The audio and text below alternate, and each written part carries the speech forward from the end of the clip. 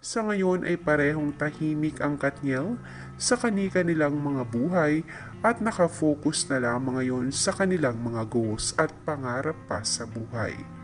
Samantala, nais kong batiin si Catherine Bernardo ng congratulations para sa mga bagong brands na nagtitiwala sa kanya. Congratulations, Catherine, and keep going naman para kay Daniel. Narito ang kanilang mga updates sa kanilang mga social media.